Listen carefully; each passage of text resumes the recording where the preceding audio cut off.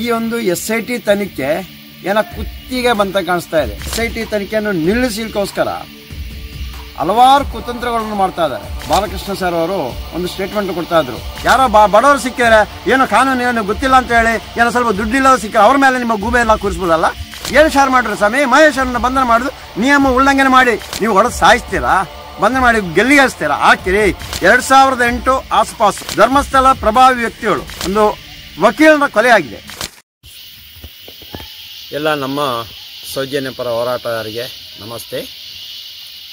ಎಲ್ಲರಿಗೂ ಗೊತ್ತಿರುವ ವಿಷಯನೇ, ಧರ್ಮಸ್ಥಳ ಗ್ರಾಮದಲ್ಲಿ ಆಗಿರುವಂಥ ಅತ್ಯಾಚಾರ, ಕೊಲೆ, ದರೋಡೆ ಇಂಥ ವಿಷಯದಲ್ಲಿ ಸರ್ಕಾರ ಒಂದು SIT ತಂಡವನ್ನು ರಚಿಸಿ ಅದರ ಮುಖಾಂತರವಾಗಿ ಇಲ್ಲಿ ಏನೆಲ್ಲ ನಡೀತಾ ಇದೆ ಅದನ್ನೆಲ್ಲವನ್ನು ಒಂದು ತನಿಖೆ ನಡೆಸೋ ಕೆಲಸವನ್ನು SIT ತಂಡವರು ಮಾಡ್ತಾ ಇದ್ದಾರೆ.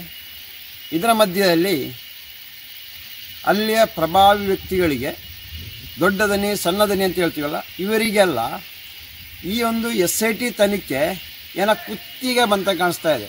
ಕುತ್ತಿಗೆ ಬಂತು. ಅದಕ್ಕೋಸ್ಕರ ಈ ಒಂದು SIT ತನಿಖೆಯ ಒಂದು ದಾರಿಯನ್ನು ತಪ್ಪಿಸಲಿಕ್ಕೆ, SIT ತನಿಖೆಯನ್ನು ನಿಲ್ಲಿಸಲಿಕ್ಕೋಸ್ಕರ ಹಲವಾರು ಕುತಂತ್ರಗಳನ್ನು ಮಾಡ್ತಾ ಇದ್ದಾರೆ. ಈ ಹಿಂದೊಂದು ಮೊನ್ನೆನೇ ವಿಧಾನಸೌಧದಲ್ಲಿ ಮಾಗಡಿ ಕ್ಷೇತ್ರ MLA ಆಗಿರುವಂಥ ಬಾಲಕೃಷ್ಣ ಸರ್ ಅವರು ಒಂದು ಸ್ಟೇಟ್ಮೆಂಟ್ ಕೊಡ್ತಾ ಇದ್ರು. SIT ರಚನೆಯಾಗುವಾಗ ಈ ಪ್ರಭಾವಿ ವ್ಯಕ್ತಿಗಳ ಅಣ್ಣ ತಮ್ಮದು ಯಾರೋ ಮುಖ್ಯಮಂತ್ರಿಯವರ ಮನೆಗೆ ಬಂದು ಸಂತೋಷ ಆಯಿತು, ಇದು ರಚನೆ ಮಾಡಿರೋದು ಸತ್ಯ ಹೊರಗೆ ಬರಲಿ ಅಂತ ಹೇಳ್ತಾ ಇದ್ದಾರೆ. ಆದರೆ ಇದು ಕುತಂತ್ರ ಬುದ್ಧಿ ಅಂತ ಹೇಳ್ಬೋದು. ಇದರ ಕುತಂತ್ರ ಬುದ್ಧಿ ಇಂದಿನಿಂದಲೇ ಇದೇ ಮಾಡ್ತಾ ಬಂದಿರೋದು. ಏನಾದರೂ ಒಂದು ಕುಟುಂಬದಲ್ಲಿ ಏನಾದ್ರು ಒಂದು ಕೊಲೆ ಆದರೆ ಅದನ್ನು ಮುಚ್ಚಾಕ್ಲಿಕ್ಕೆ ಮನೆಯೊಳಗೆ ಜಗಳ ಹಚ್ಚುವ ಕೆಲಸ ಮಾಡ್ತಾಯಿದ್ರು. ಇಂಥ ಒಂದು ಮೆಂಟಾಲಿಟಿ ಇರುವಂಥ ಈ ತಂತ್ರಿಗಳು ಅಂತ ಹೇಳ್ಬೋದು, ಈ ಸಣ್ಣದನಿ ದೊಡ್ಡದನಿ ಮತ್ತು ಅವರ ಆ ಒಂದು ಪರಿವಾರ ಅಂತ ಹೇಳ್ಬೋದು.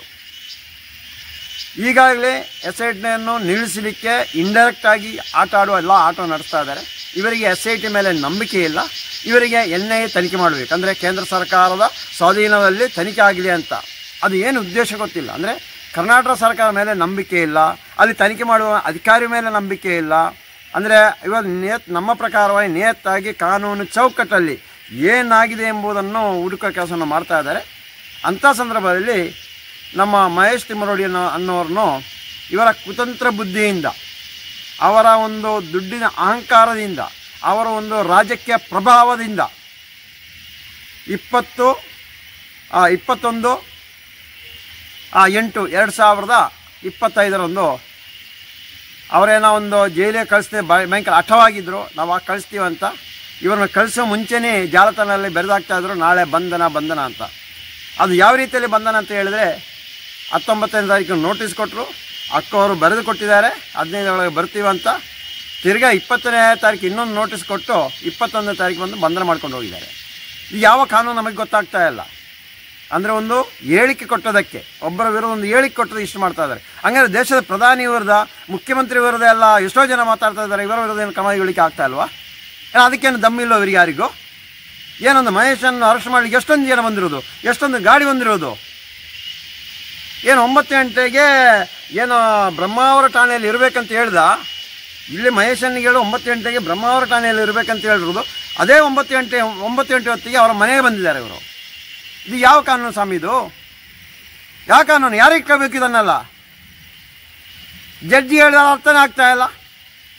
ಕಾನೂನು ಈಗ ಹಿಂದಿನ ಈ ಕಾನೂನಲ್ಲಿ 7 ವರ್ಷಕ್ಕಿಂತ ಕಮ್ಮಿ ಶಿಕ್ಷೆ ಕಮ್ಮಿ ಇದ್ದರೆ ಅರೆಸ್ಟ್ ಬಂಧನ ಮಾಡಲಿಕ್ಕಿಲ್ಲ.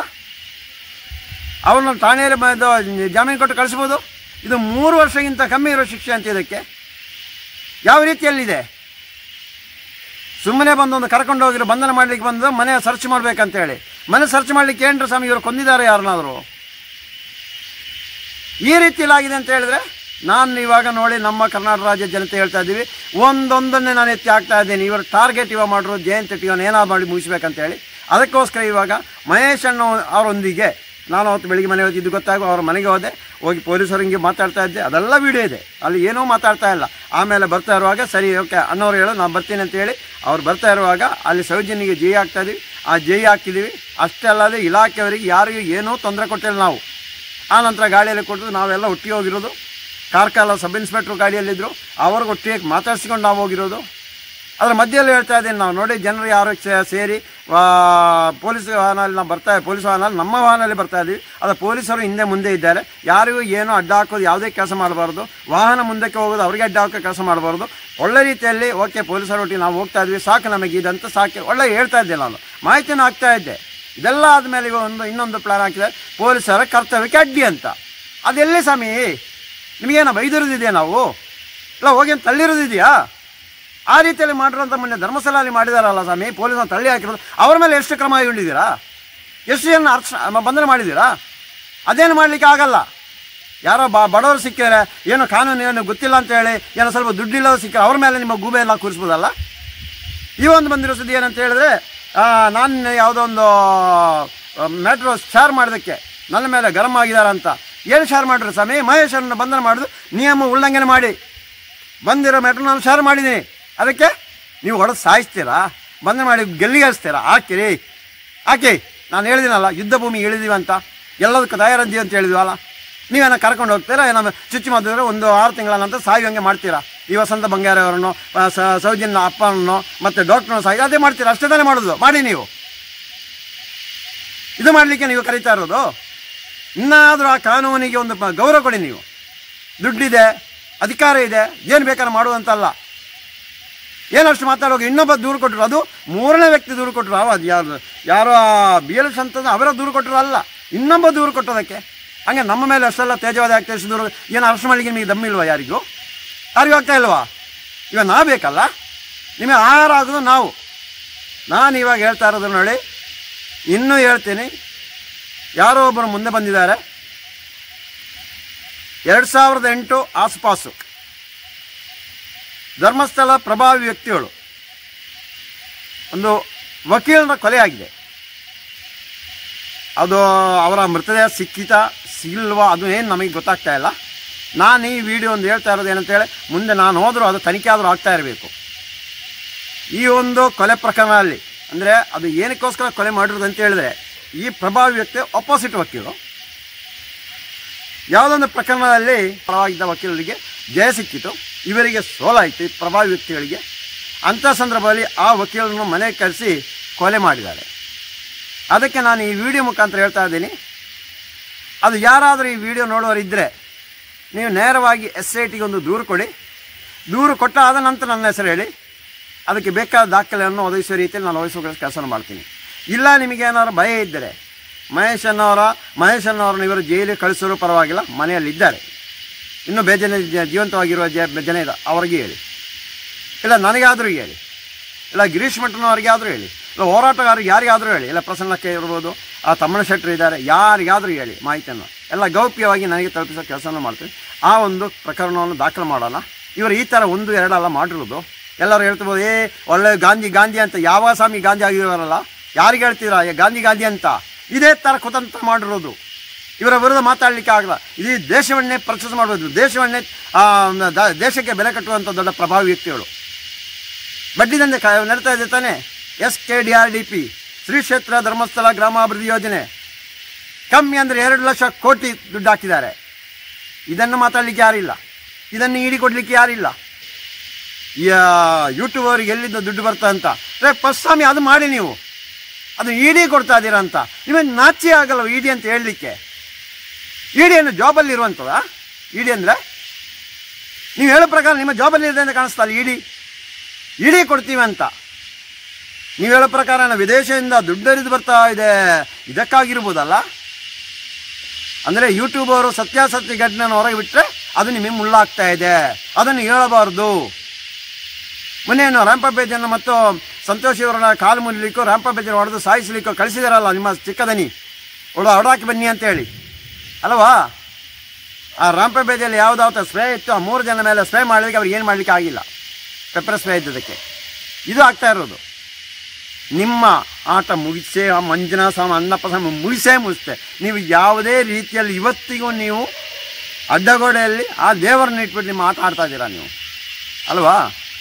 ಆಟಾಡಿ, ಎಷ್ಟು ಆಟ ಆಡಿದ್ರೆ ನೋಡೋಣ. ನೀವಿವಾಗ ನಮ್ಮನ್ನು ಮುಗಿಸಲಿ ಹೊರಟಿದ್ದೀರಾ, ಮುಗಿಸಿ ಆದರೆ ನಾನು ಹೇಳುವವರೆಗೆ ಎಲ್ಲ ಹೇಳಿದ್ದೀನಿ. ನಾನು ಒಬ್ಬ ಹೋದರೆ ಇನ್ನೂ 10 ಜನ ಬರ್ತಾ ಇದ್ದಾರೆ, ಜಾಗ್ರತೆ ಮಾಡ್ಕೊಳ್ಳಿ. 10 ಜನ ಬರ್ತಾರೆ ಅವಾಗ. ಇವೆಲ್ಲ ಹೇಳಿದ್ದೀನಿ, ನಾನು ಹೋಗ್ತಾ ಇದ್ದೀನಿ, ನಾನು ಹೋದ ನಂತರ ನೀವು ಬನ್ನಿ ಎಂಟ್ರಾಗಿ ಅಂತ. ನೀವೆನಿಸ್ಬೋದು ಇಲ್ಲಿಗೆ ಜಯಂತ ಹೋದರೆ ಇಲ್ಲ ಮಹೇಶ್ ಅಣ್ಣ ಹೋದರೆ ಯಾರು ಇರಲ್ಲ, ಇನ್ನಲ್ಲ ಆಡಂಬ ಇಲ್ಲ. ನಿಮ್ಮ ಎಂಡ್ ಮಾಡಲಿಕ್ಕೆ ನಿಮ್ಮ ಕಾನೂನು ಪ್ರಕಾರ ಎಂಡ್ ಮಾಡಲಿಕ್ಕೆ ಇರುವಂಥ ಜನ ಬಿಟ್ಟೆ ನಾವು ಹೋಗ್ತಾ ಇರೋದು. ಅದು ಫಸ್ಟೇ ಅರ್ಥ ಮಾಡ್ಕೊಳ್ಳಿ. ದಯಾನಂದ ಪೂಜಾರಿ ಎಂಬುವರ ಒಂದು ಕೊಲೆ ಆಗಿದೆ. ಅಂದರೆ ವಕೀಲರು, ಅದು ಗೊತ್ತಿರ್ಬೋದು ಯಾರು ಏನಂತಲ್ಲ. ಅದಕ್ಕೆ ನಾನು ಹೇಳ್ತಾ ಇದ್ದೀನಿ ನೋಡಿ, ಅವರ ಕುಟುಂಬದವರು ಯಾರಾದರೂ ಇದ್ದರೆ ಒಂದೇ SITಗೆ ದೂರು ಕೊಡಿ. ಉಳಿದ ಮಾಹಿತಿಯನ್ನು SITಯವರು ನಾನೇ ಕೊಡ್ತೀನಿ.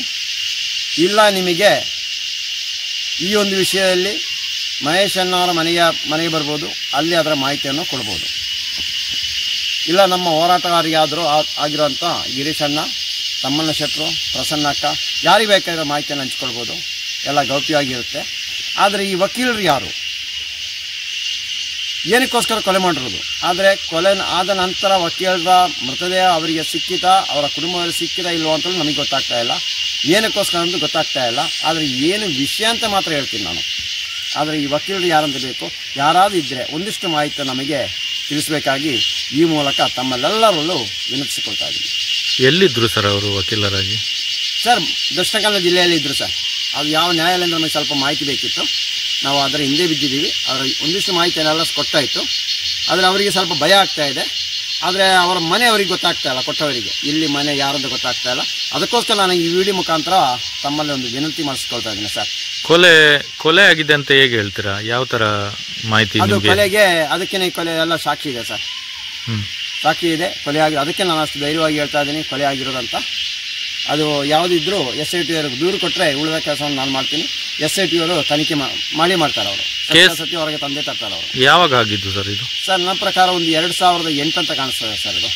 ಅದು ನಮಗೆ ಮಾಹಿತಿ ಬೇಕಲ್ಲ. ಇವಾಗ SITಯವರಿಗೆ ಇದರ ಮಾಹಿತಿ ಕೊಡೋದ್ರೆ ಅವ್ರಿಗೆ ಏನು ಮಾಡ್ಲಿಕ್ಕೆ ಆಗ್ತಾ ಇಲ್ಲ.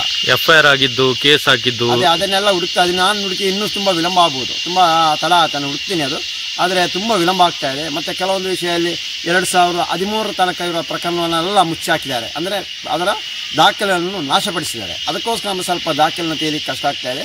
ಅದಕ್ಕೋಸ್ಕರ ಈ ವಿಡಿಯೋ ಮುಖಾಂತರವಾಗಿ ನಾನು ವಿನಂತಿ ಕೇಳ್ಕೊಳ್ತಾ ಇದ್ದೀನಿ ಸರ್. ಸುದ್ದಿ 18 ಸದಾ ನಿಮ್ಮೊಂದಿಗೆ.